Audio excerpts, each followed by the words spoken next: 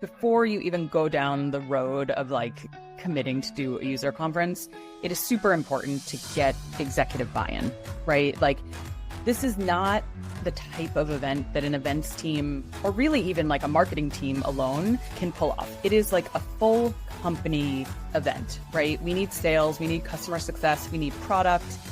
Everyone needs to come together to support this initiative or it will not be successful.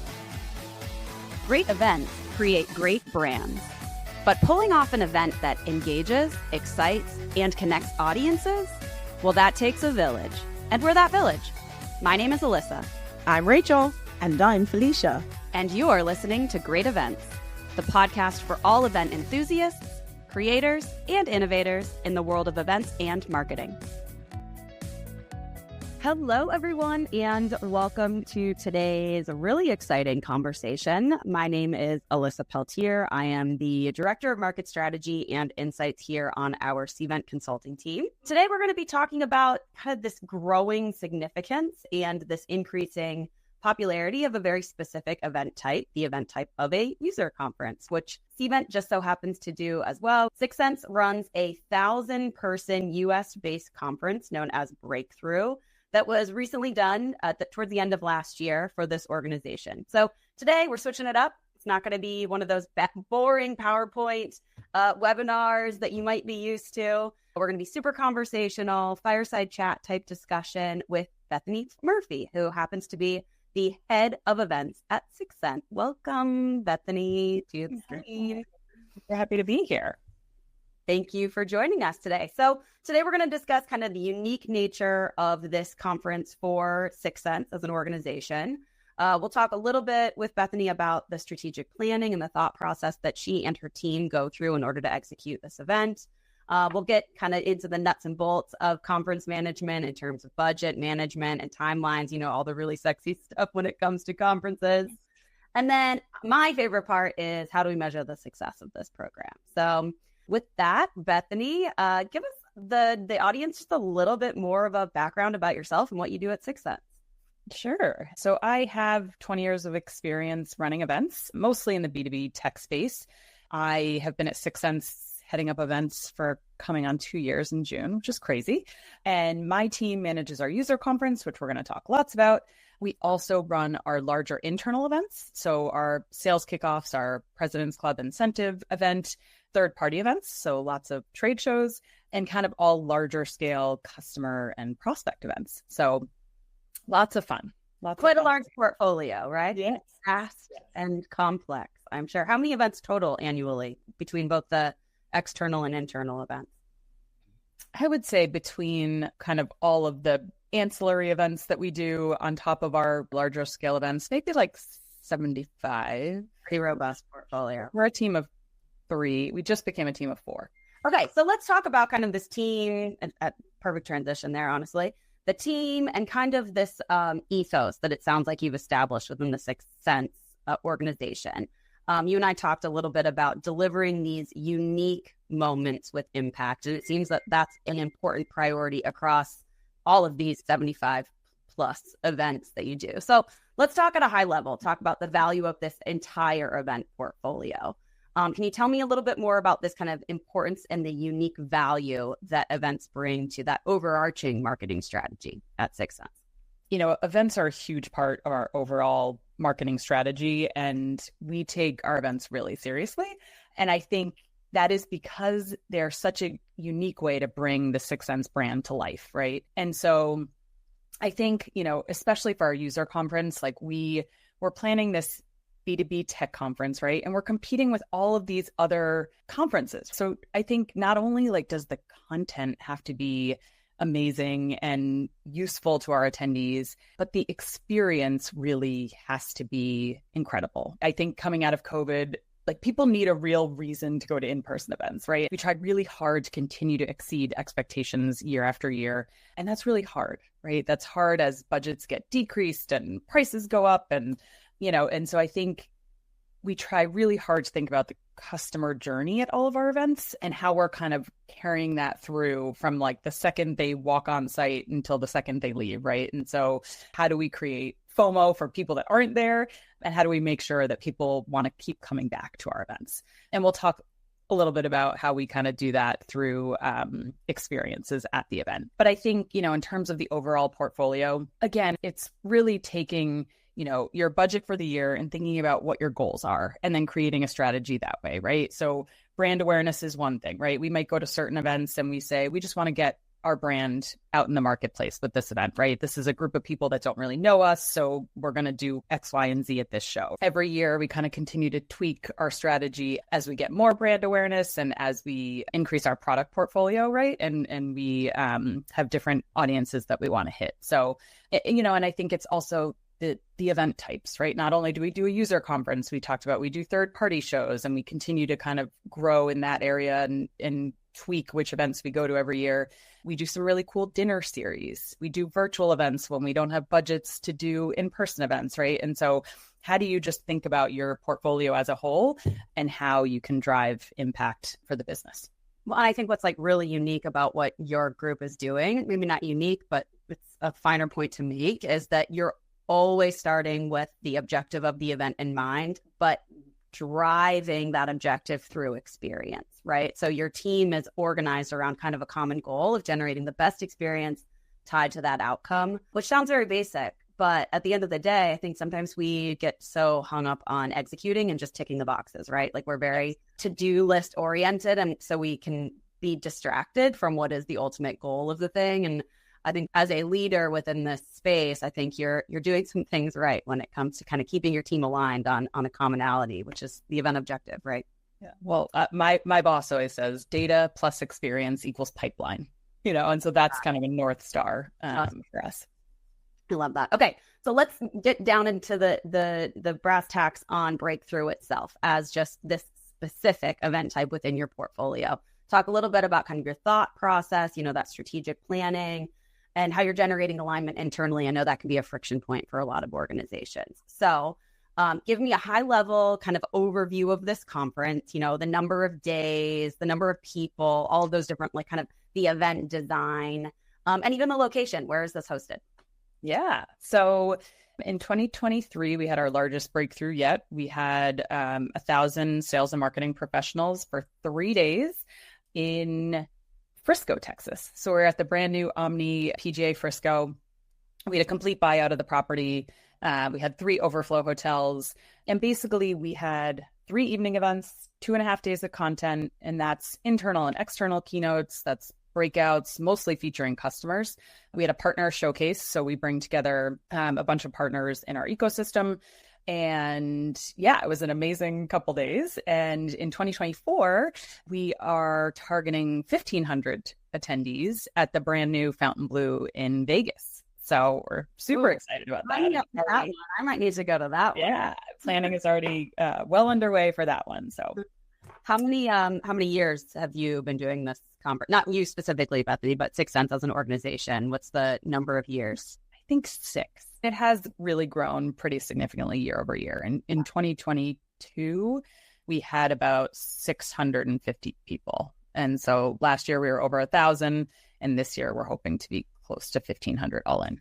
That's awesome. Congrats. Because it's not an easy feat to grow to 1,000 plus, right? Like that's kind of a big milestone. Yeah, it was certainly a big milestone for us. Let's run this quick video that I think will give some of our listeners today a little bit more of a visual look and feel to what this breakthrough event is all about.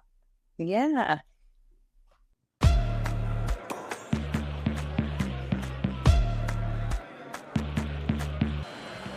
I think you're here to learn, to get inspired.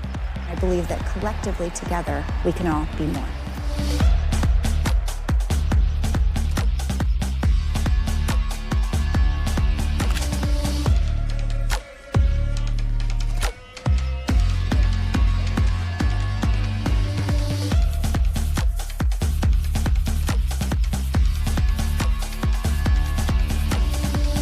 If you get a chance to get a hat, it makes you feel like a different person.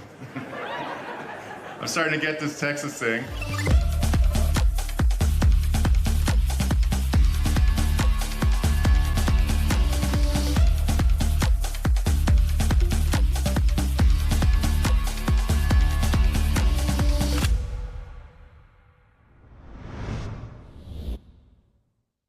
So let's talk about that kind of origination of this conference for the 6sense brand, right? How do you approach this thought process behind even creating a user conference like this? We'll have many listeners that are just kind of getting started. They don't know if they're ready. They're not sure if this is the right time. Do they have enough customers? Do they have enough prospects? What types of timelines are typically even involved in the planning process here? I think before you even go down the road of like committing to do a user conference, it is super important to get executive buy-in, right? Like, this is not the type of event that an events team or really even like a marketing team alone can pull off. It is like a full company event, right? We need sales, we need customer success, we need product. Everyone needs to come together to support this initiative or it will not be successful, right? So I think that that is the key starting point. And then I think it's like you have to have something to say, right? What you're bringing all these people together. What are you going to say, right? Are you offering certifications, trainings? Do you have a new product launch that you want to feature?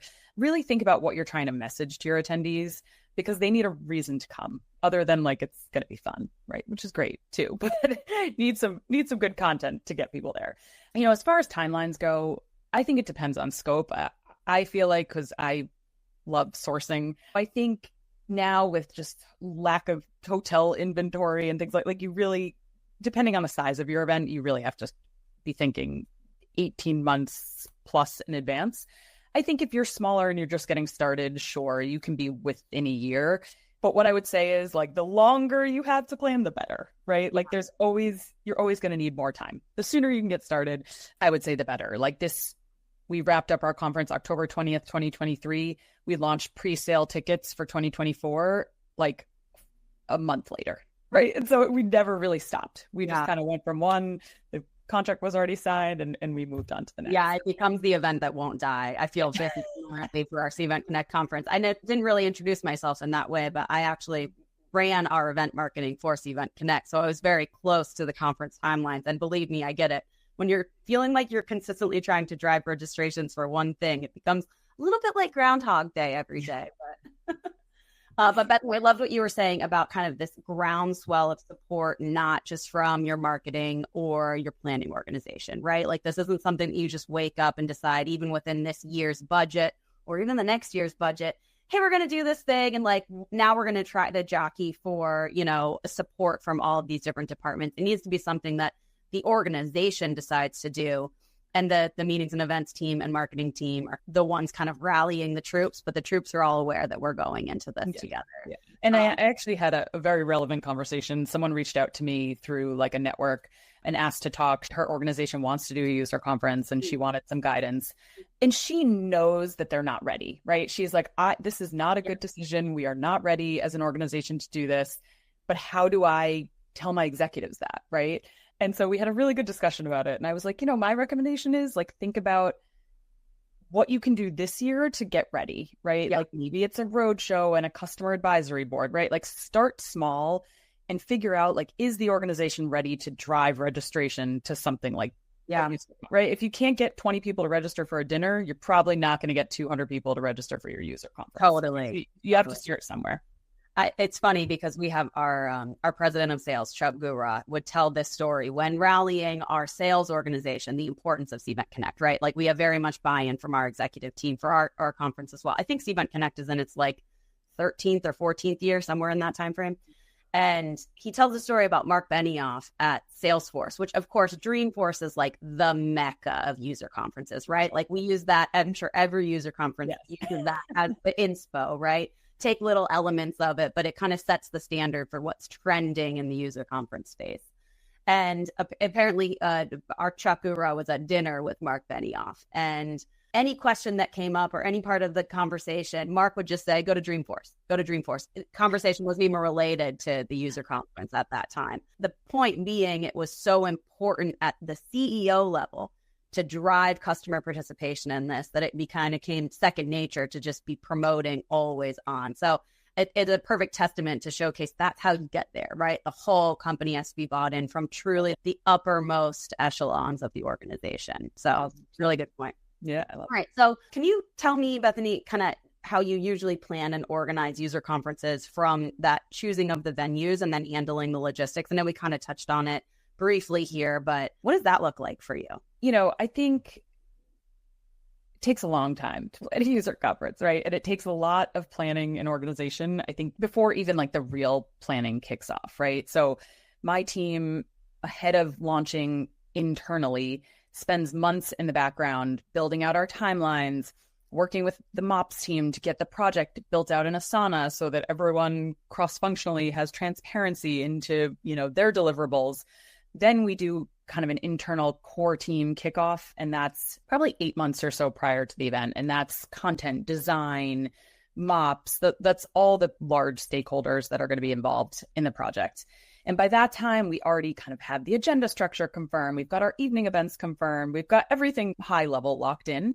But that allows the core team enough time to try to get their ducks in a row before like deadlines start creeping up. And they do, right? Like October seems really far away. It'll be here, sadly, before we know it. I know, right? Again, it doesn't die, right? So how do you start to bring in those stakeholder groups along this journey with you? You've got your ducks in a row, you've got your project timelines, but there are these other groups that are involved, whether it is just ancillary marketers, whether it is your sales teams, your CS folks, your product, if there's launches that are coming along. How do you start to shepherd them along in this process, which can be very tedious at times?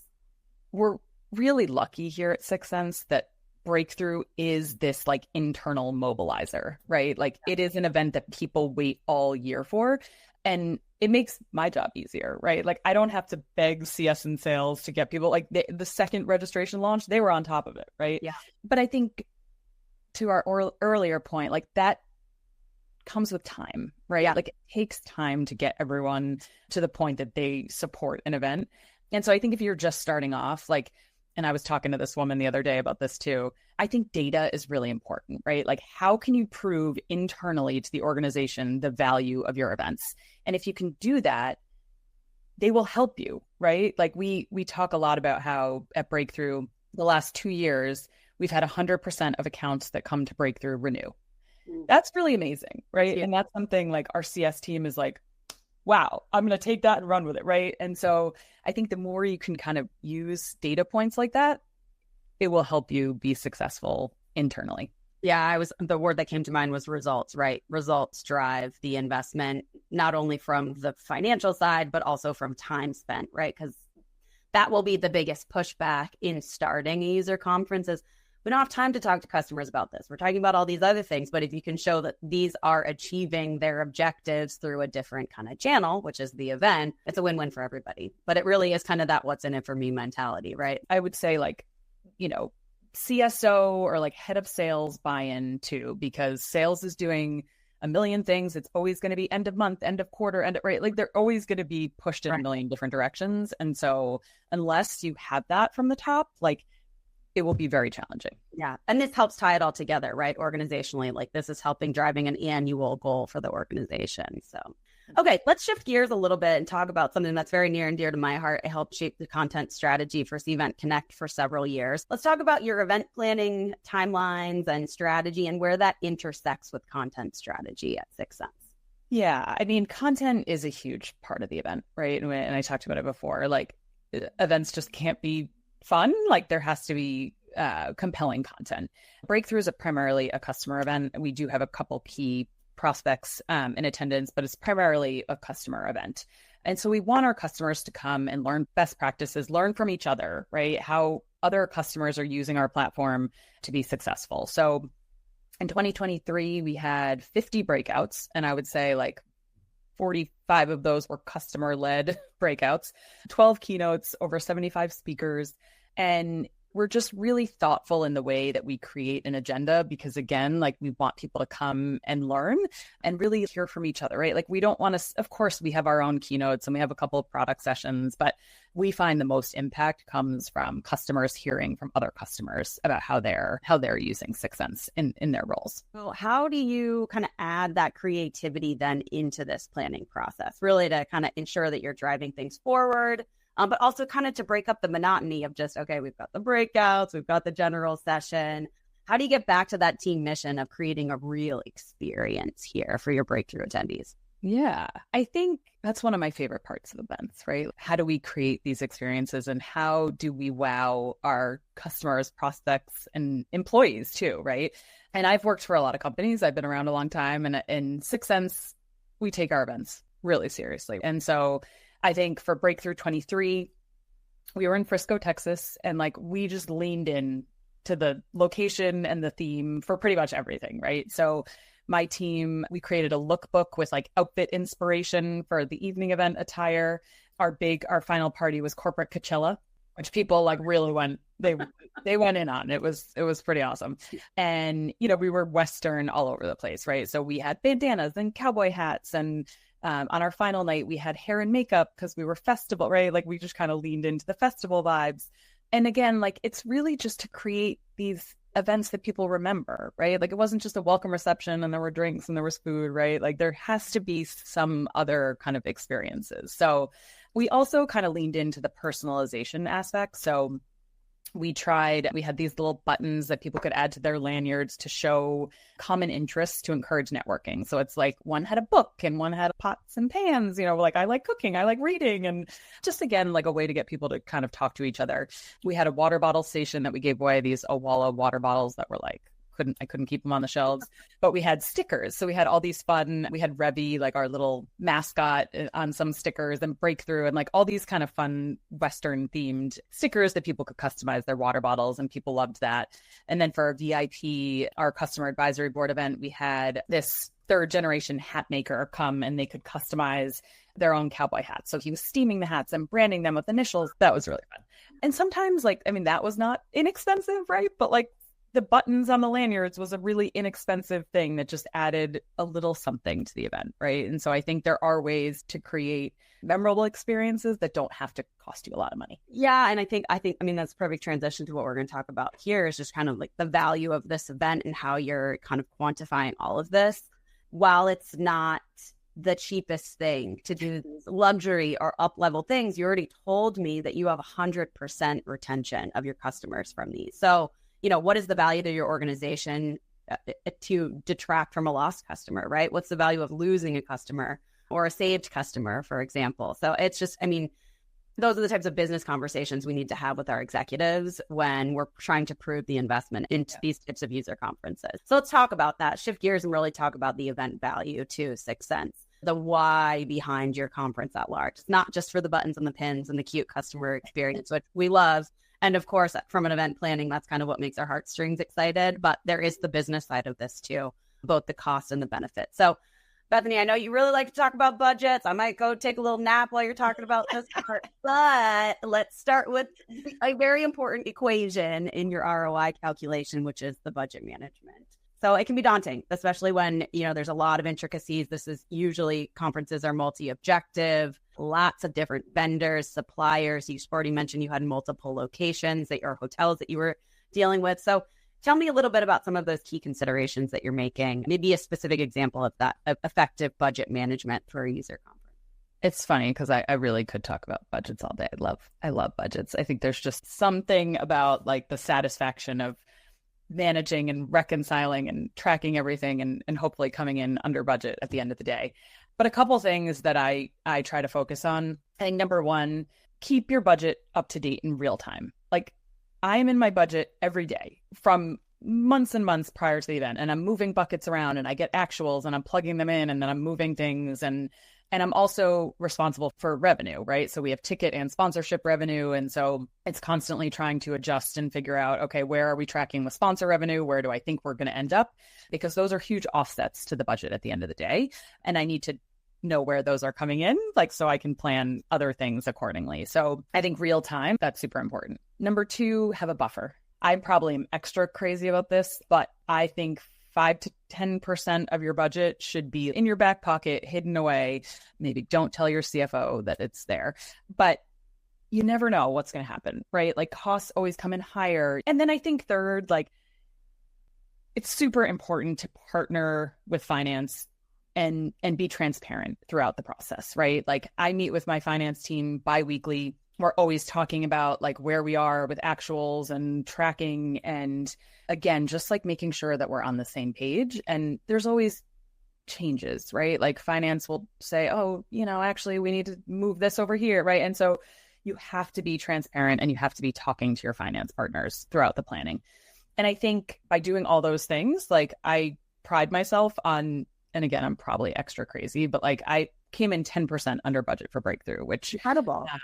Is, I don't know. Sometimes I'm like, is that good or bad? Because then finance might take money away from me for next year, but it's a good thing, right? Like, again, we're trying really hard to not impact the attendee experience, but manage the budget as tightly as we possibly can, just given the environment out there. And I was going to say, I mean, we definitely are in these inflationary times, right? So I think having that kind of obsessive nature about budget management, and I think your best practice on just plan for the unexpected is probably the best advice here, because it is quite an unexpected and unprecedented for many in the business environment right now, especially when you're working with so many different suppliers, vendors, agencies across the board. Costs can go unbridled very easily if you're not managing it like that. So, and I think like, advocate to get the money that you need to put on the event that you want to put on, right? Like, I think that's really important. I say all the time, I'm like, is your grocery bill the same as it was 2 years ago? Because mine is not, right? And so when finance comes and says, like, you have the same budget year over year, but we want you to grow the event by 50%, it's like, okay, well, that's just not going to happen, right? Like, that's not a reasonable request. And so, sure, I will try to sell more sponsorships and we will try to get more ticket revenue, but like, we can't be unrealistic in what we're asking. And so it's a very common conversation across all of our customers who I'm talking with, from all different types of industries, not just from the, technology software space. This is common across any conference you're supporting, or any event for that matter. Okay, so let's talk about the benefit side of the equation here for 6sense, kind of that ROI, event value. I think we talked a little bit about pipeline. We talked a little bit about retention, but can you kind of give me what that big picture opportunity is for 6sense, Bethany? Yeah. I mean, again, this user conferences are a huge spend for companies, right? And so given the huge line item of Breakthrough, we have lofty ROI goals to achieve. And these goals are really important, right? And I think, we've talked about executive buy-in. In order to get executive buy-in, like, I need my team to do everything we possibly can to hit these goals, right? So our standard, I would say across the board for events, is 10x ROI on sourced pipe for an event. And that's really hard for a user conference, right? So an event with 95% customers, your customer upsell is not going to be as much as the ACV of a new deal, right? And so I think it's really important to set realistic goals for each of your events, right? And so we work really closely with MOPS. We look at our attendee breakdown of the past years. We look at the accounts that have registered. We look at the average deal size. And we try really hard to determine realistic pipeline goals based on historical conversion rates, right? And so I would say Breakthrough is the one event that like 10x ROI that's super hard, right? And so, but again, what other metrics are we looking at there to like make sure that this event is worth the spend? And another key metric for success for us on this event is meetings held on site. And so we use Jiffle now, recently, new acquisition by Cvent. We went into the event for 2023 with a goal of 500 meetings on site, which is a lot, right? And so it's basically like we want every account in attendance to have one meeting. We exceeded that goal. We had 539 meetings held on site. And that was a huge effort, right? That was a huge cross-functional effort between sales, CS, our SCs, marketing. Like we have all these SMEs on site that are taking these meetings. It really is a collective effort and a ton of teamwork that goes into being able to host that many meetings over a course of 2.5 days. But we see value in it, and that's why we do it, right? We are able to talk to our customers. We're able to get them in front of subject matter experts. We're able to talk to them about issues that they're having, right? We're able to talk to them about potential upsells. So there's a lot of value in these meetings, and it's become a huge component of Breakthrough. And then I think post-event, we have this Slack channel. It's called WinWire. It's just so amazing to see after the event, like all these deals coming in and they're saying like, well, thanks to Breakthrough, because that made a huge impact, right? We like talked to our customers. 3 days on site was like 9 months worth of meetings that we would have had to have if they didn't come on site, right? And so we have dashboards, and we're constantly looking at the dashboards and looking at our influence. Influence pipe is another one we look at really closely. And that number's fun because when you have so many accounts going to Breakthrough, right, that influence number is pretty high. But again, like, we just want to make sure that we're doing everything we can to drive value for this event so that we're able to keep doing it year after year and able to keep, getting our CFO and our CEO to sign off on the budget, because it's not an inexpensive event at all. Right. Well, and it sounds like you all have a pretty balanced way of looking at the value of this conference, right? I think a lot of organizations default to pipeline as the only metric, right?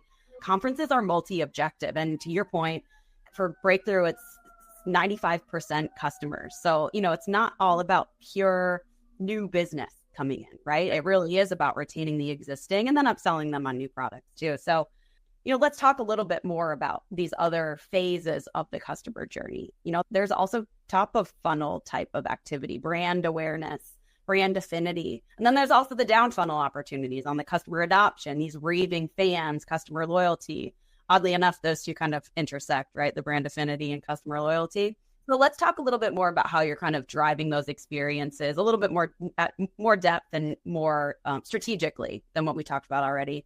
And then proving value across those other stages of the journey beyond that, just the lead acquisition piece, right? Not just pipeline. Can you tell me a little bit more about that? Yeah. So I think we kind of touched on this a little bit earlier too, but events really have an amazing opportunity to create brand affinity, right? And 6sense, I always say this, has a ton of fan boys and girls, which almost makes my job harder, right? It's like the expectations are really high, and we're constantly trying to raise the bar and create these memorable and amazing experiences that leave our customers wanting to come back year after year, right? And I think that's really important. And I think the events go a long way in creating brand loyalty, and that's in large part to our amazing CS team. Again, we talked about this, but we meet with every customer on site at Breakthrough, sometimes more than once, to ensure we're understanding their needs. We're doing our best to help them get the most out of 6sense. And relationships, right? The relationships that our CS team is able to build with our customers is really important. And we're so lucky that events have the opportunity to bring them together and to nurture these relationships. And then I think renewals, and we've touched on this, 100% of accounts that attended Breakthrough over the last 2 years have renewed. That's pretty amazing, right? And that goes a long way in helping our team drive attendance, not only to Breakthrough, but to all of our events, right? And so I think when you're able to create an events program that sales and CS support, right, and they understand the incredible impact that events can have, it makes them so much more eager to help you get people to any of your events, right? And so we do dinner series, like I talked about. We launch a dinner and it sells out within 2 weeks. I mean, we very rarely struggle to get people, knock on wood, to our events. And I've been in a lot of companies and had a lot of trouble getting people to events, right? And so I think it's a combination of the affinity toward the brand, the dedication of our internal teams, and we do a ton of enablement, right? And so we spend a lot of time. I've never done this much internal enablement ever before. We are just on top of them all the time with all the things we're doing, right? And I think, again, if they didn't have faith in what we were doing, they would just be like, yeah, it's one more thing, right? Yeah. But I think we're just really lucky in that we've created this brand and this events program that has internal support cross-functionally. Yeah. And it sounds like there's quite a bit of a snowball effect, right? The $1 invested in, you're getting X in return. It really continues. It's something that pays in dividends, right? So sounds like 6sense is doing some things right. So let's talk a little bit about, what did you learn last year that you're kind of applying to this year's plan, this year's strategy, this year's experience? What are some of those key takeaways that you're applying to your next year's approach? It's very easy to look back at an event and be critical and overanalyze and think about how we could have done better as planners. Most of us are, type A OCD people, and that's why we're successful, right? But I think for Breakthrough 23, I would say I should have ramped up logistics planning earlier. And we talked about, the events never end, right? I mean, it never ends. Never enough time. But this was a brand new property. And I think I didn't really, I was like, hey, it'll be fine. It's beautiful. It's brand new. Right. And I think we pushed the boundaries of this hotel, right? Like we were doing things that they had never done before. The drone show. Yeah, they had done a drone show. We erected these 2 huge tents to feed people, and they had a preferred tent vendor that they'd never worked with before, but they were their preferred. And so like it was engineering, and all these teams had to get involved to like, so there's always things that come up. And so I think I would have started a little earlier, but I had a million other events, right? I mean, we always have, it's not like Breakthrough is the one event that my team is working on. And so I think just kind of thinking about those key things and starting earlier, that would have been good. And I think, when we talked about this, like, don't embark on the journey of doing a user conference without full cross-functional commitment from the top down, right? A user conference is not something for the faint of heart, right? And I think it's really difficult to be successful if you're going at it alone. Again, like even marketing alone is not going to be successful in pulling something like this off. And budget and resources. We've talked about budget, resources, and that again is like, do your internal teams have the bandwidth, right? Does MOPS have the bandwidth to do all the things that it's going to take to all the emails and all the dashboard and all the things, right? Your design team, like our design team does a ton for Breakthrough to make sure that our brand comes alive on site. Vendors, like it just takes a village. And so I think just be really thoughtful about that and make sure you have resources aligned from the start. Well, I have thoroughly enjoyed this conversation today, Bethany. I hope that those that were listening today got some great actionable takeaways that they can infuse into maybe their budding event strategy or even a mature strategy. But once again, thank you all for joining us. And thank you to Bethany, and thank you to 6sense for sharing her with us today.